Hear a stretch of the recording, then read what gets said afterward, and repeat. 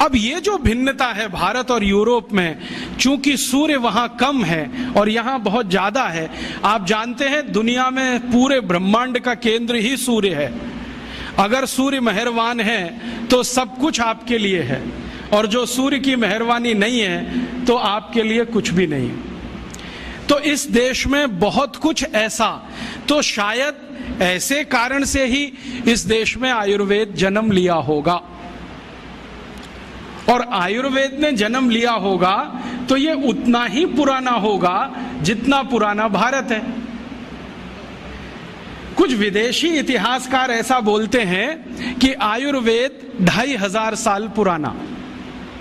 कुछ जर्मन लोगों ने बोलना शुरू किया भारत का आयुर्वेद 3500 साल पुराना।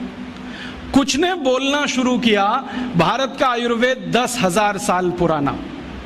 कोई बोलता है 10,000 साल, कोई कहता है 3500 साल, कोई कहता है 2500 साल। वो अपनी अपनी बुद्धि के हिसाब से कहते हैं। लेकिन मेरा कहना है कि अगर ये 10,000 साल का किस्सा है, 2-5 हजार साल का किस्सा है, तो वो हनुमान जी गए थे लक्ष्मण को संजीवनी बूटी लाने के लिए, वो किस्सा तो, और हनुमान जी का किस्सा हम सब जानते हैं। संजीवनी उनको पहचान में नहीं आई तो पर्वत ही उखाड़ के ले आए। तो जो वैद्य थे ना राम जी की सेना के, जिनका नाम था सुषेण, तो वैद्य सुषेण ने कहा मैंने तुमसे एक बूटी मंगाई थी। तो उन्होंने कहा वैद्य जी मुझे समझ में नहीं आती, मैं पर्वत ले आया।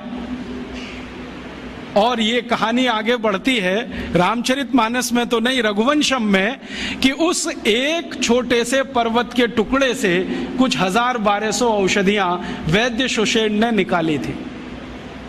और उन्हीं औषधियों की ताकत से रामचंद्र जी ने रावण से युद्ध किया था, और युद्ध में घायल अपने सभी सैनिकों को रात भर में दवाओं का लेपन करके अगले दिन फिर लड़ने के लिए तैयार कर दिया था। तो हम कैसे कहें कि ये आयुर्वेद 2000 साल 5000 साल, भगवान श्री राम को ही 8.5 लाख साल से ज्यादा हो गए अगर हम हिसाब निकालें। और जो भगवान राम के पहले की बात करें तो भगवान राम खुद ही कह रहे हैं कि मेरे जो पूर्वज थे रघु, दिलीप, वो सभी आयुर्वेद के ज्ञाता थे, माने जड़ी बूटियों का उनको ज्ञान था। अगर राम के पूर्वज उनको भी जड़ी बूटियों का ज्ञान था तो बढ़ते चले जाएं तो ये समय की सीमा तो रुकती नहीं। तब मैंने अपने मन में संतोष के लिए ये तय मान लिया है कि ये भारत की जड़ी बूटियों का विज्ञान या आयुर्वेद उतना ही पुराना है जितना भारत है। अब भारत की उम्र अगर हम जैन शास्त्रों के हिसाब से निकालें तो भगवान आदिनाथ से शुरू होती है, और भगवान आदिनाथ का समय 1-2 साल का नहीं, 1-2 हजार साल का नहीं, कुछ करोड़ वर्षों का है।